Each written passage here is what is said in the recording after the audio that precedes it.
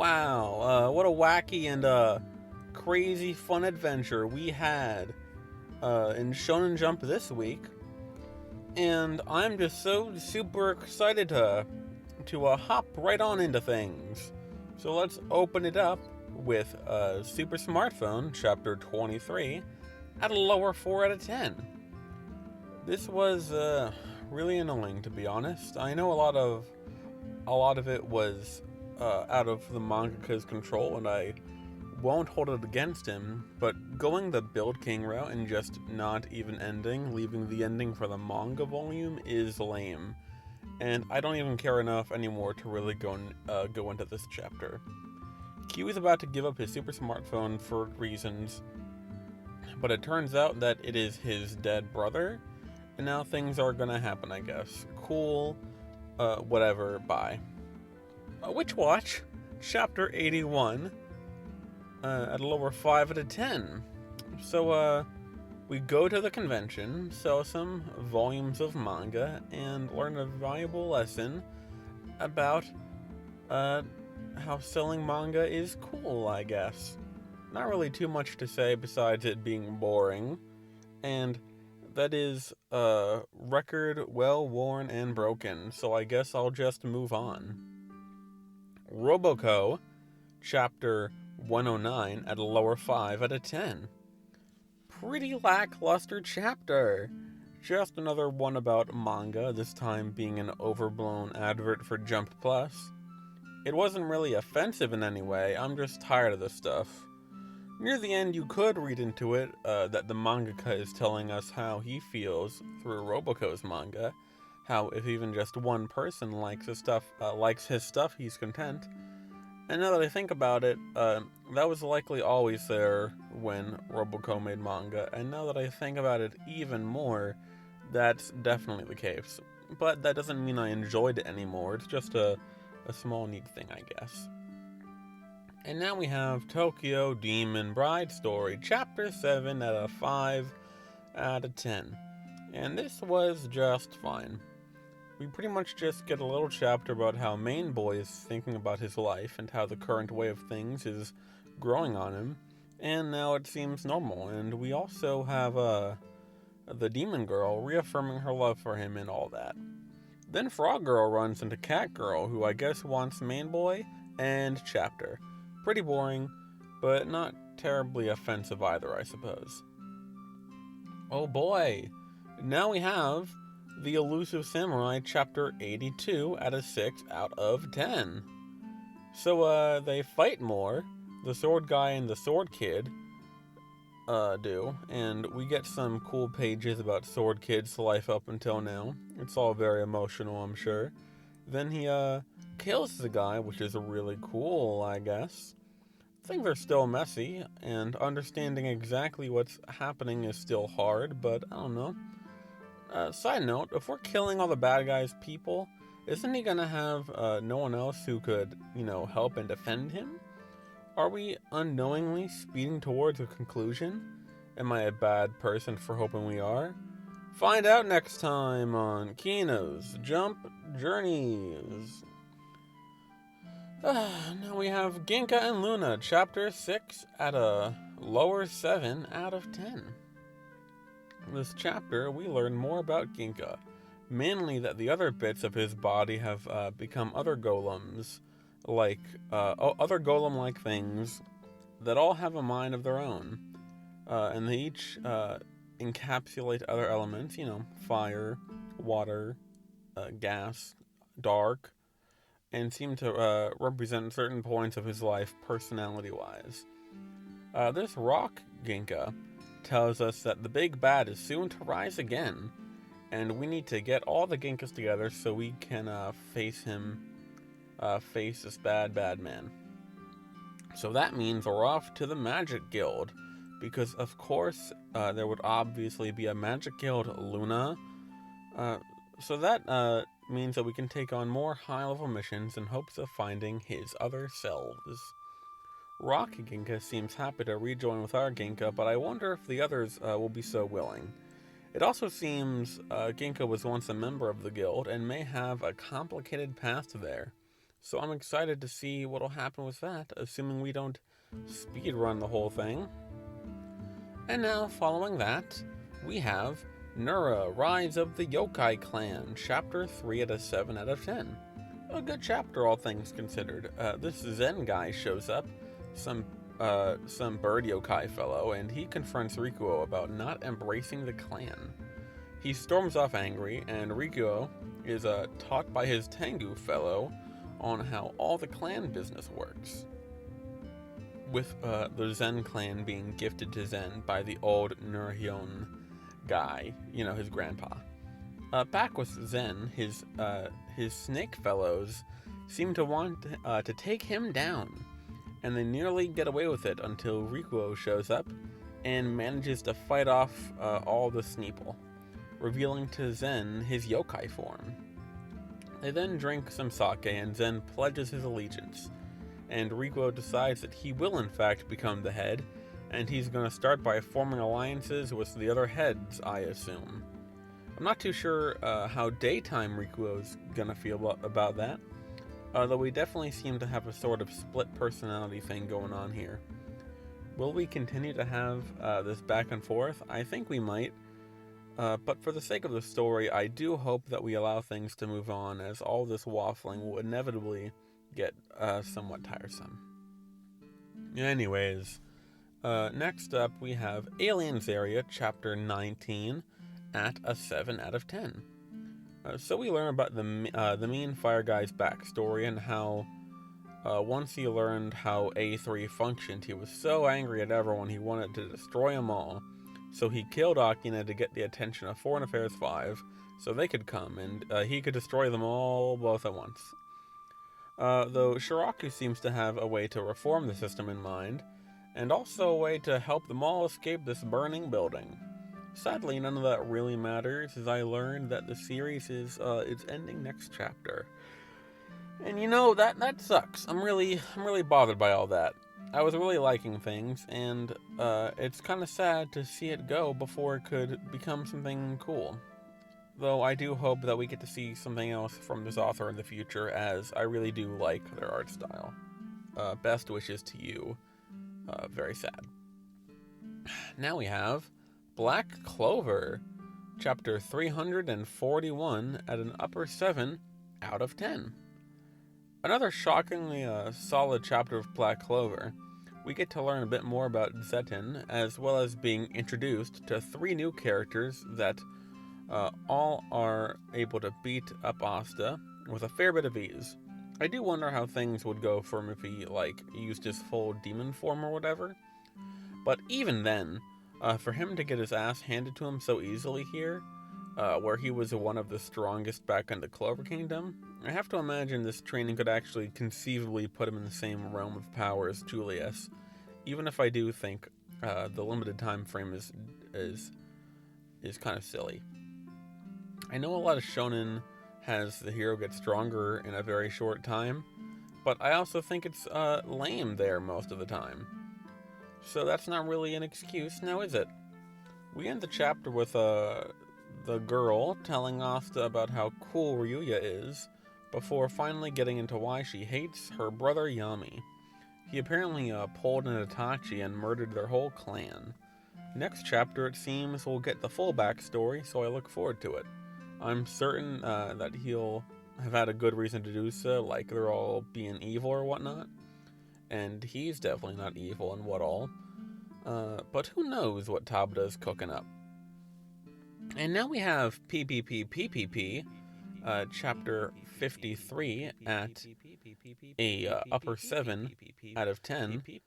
We go through Sadame's performance, and while he's copying Fanta's theme park at the beginning, he simply can't finish strong, as he tries to copy too many styles all at once. His performance ends, and while it wasn't bad by any means, he still ends up losing pretty badly. 1,000 to 0. There's of course a lot going on in regards to Sadame's psyche and how he feels about himself and his expression through music, but that's an incredibly complicated idea that could potentially be tackled in its own video if I'm feeling up to it. But anyways, everyone else thinks a bit about how his performance made them feel and how Sadame may have even given up considering his nosebleed at the beginning and how he kind of got caught in his own issues along the way. Emotionally, I think.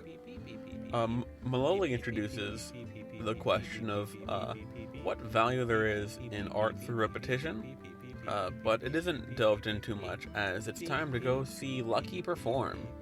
This round put us well and truly behind, I think. I don't have the numbers up for me, but, losing 1,000 to 0 definitely isn't going to put you ahead. So this match will really decide things.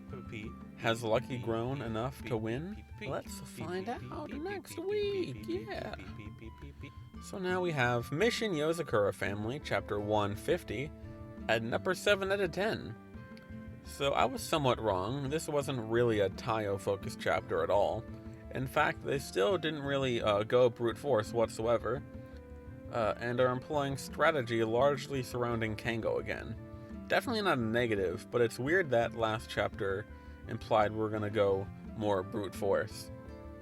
The plan now is for Kango to make contact with Shinzo so he can use his blooming, which is a sort of mind-reading, mind transfer type thing. After a lot of struggle and strategy, they manage to get Shinzo underwater and off guard for a moment, and Kango gets to make contact, activating his blooming, where we end the chapter. For one thing, I'm not too sure this will even work. If Shinzo is brainwashed, wouldn't Kango reading his mind allow the possibility of the brainwashing to transfer to Kango? I don't know if it would go that route, but it's a very scary idea, I think. Kango could then pass it along to everyone else like a virus using his blooming, and that would be a very bad situation indeed. If my theory about it just being memory wiping is true, then this plan could work, but it'll be tricky. Is Kango gonna see what's going on in Shinzo's head? Will this change how he feels? Only time will tell. And after that, we have One Piece, Chapter 1063, at a lower 8 out of 10. Whoa, why is One Piece so low? Is One Piece really below fucking High School Family? Yes. This week's cover page shows Cracker completely frozen over, and that Pudding has been kidnapped, pretty much proving that she is being taken by Kuzan, so she can be used for her unique ability to read the road poneglyphs. This means that Blackbeard is that much closer to getting to Laugh Tale than we had previously thought. In the actual chapter, Luffy, Bonnie, Chopper, and Jinbei suddenly run into a police pacifista who starts attacking them for stealing clothing and food. But before Luffy can fight back, Bonnie stops him, begging him not to attack her dad, revealing to them that her father's Kuma, something I imagine a lot of us had already picked up on. Though this does add a wrinkle to things, chiefly what this means for the arc and what journey Bonnie is going to go on this arc. But that's put aside as we jump to Law, who is being attacked by Blackbeard, all of his crew now having devil fruits, and scary ones at that. I'm not going to get into each one, but suffice to say, they most certainly are going to make things much harder for us later. He's after Law's road poneglyphs, and I won't lie, I really don't see how Law is going to be able to get out of this one. Most likely, he's going to be taken prisoner along with his crew, but there's also a slim chance at least some of them end up dying. But yeah, regardless, things are very quickly becoming more dangerous as Blackbeard is taking big steps to move the story to its climax. And now we have Mashle, Chapter 128, at an 8 out of 10. So Rain and Finn fight Mash's big bro, the scary one, after the others were completely destroyed. With their teamwork, they managed to stay alive and even seem to be doing fairly well against him, but even with all their effort, it appears they still stand no chance whatsoever. and we end the chapter with the guy saying he'll go to 50% power as a sign of respect. Side note, what do these percentages even mean? When people say they're using so many percents of power, does it even mean anything? How do they track and measure these percents? Do they have a number gauge in their brain? Or are they just lying? Everyone does it like it's the thing to do, but really it doesn't make too much sense, now does it? I guess it's just because it's cool, and it very much is, and I wouldn't say it's bad or anything, just a weird thought I had.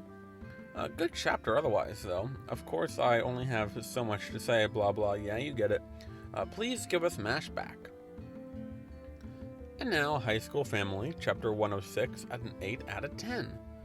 This is another Nobukatsu chapter, and his dad came to visit the baseball team today since his son became the captain of the team.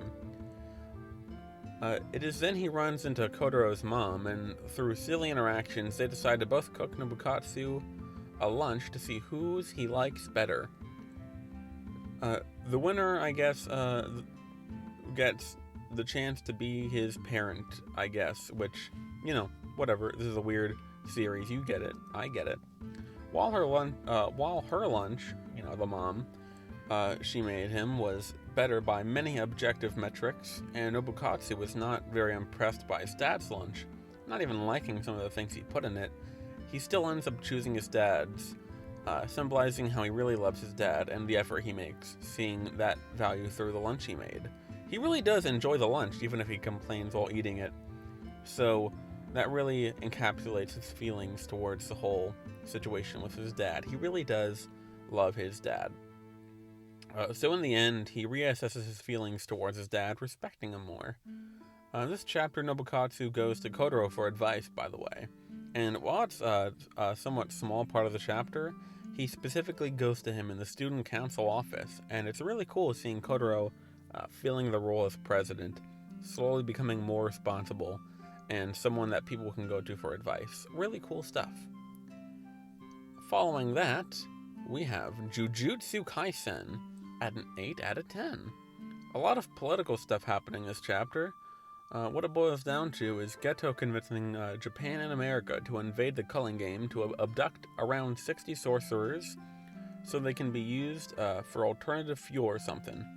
At first, those at the meeting weren't convinced that they would need any soldiers to get the job done, but after a good show of force from Geto, they see that they'll need a much more massive force. It's implied that Geto was already in talks and cooperations with other nations, likely already having them on his side, so I imagine he wants all these nations attacking at likely the same time, possibly starting some sort of world war, though I'm still unsure what exactly he means to get out of it. If he's already detailed his plan, then I guess I'm just stupid, but I believe we're still in the dark. With them now invading the Culling Game in the present, I imagine we will now begin that conflict. So the current question of how to deal with Angel and Sukuna are likely to be put on the back burner. But with that being said, let's see where this goes. And now we have Sakamoto Days chapter 91 at an 8 out of 10. After Satada Sensei dies, Sakamoto takes it upon himself to fight Movie Man. Near the start of the fight, Sakamoto destroys his camera and consequently all the filming he's done up until now. Sakamoto knocks him around a bit, film guy's motivation being shot since he doesn't have a camera anymore. But when he steals some kid's phone to use as a camera, he's back with renewed vigor and is ready to fight back, momentarily turning the tides until Sakamoto turns into his slim mode, ready to get serious. A pretty simple chapter that doesn't have too much to comment on, just really good art as always. I do want to talk about Sakamoto in his slim form, however.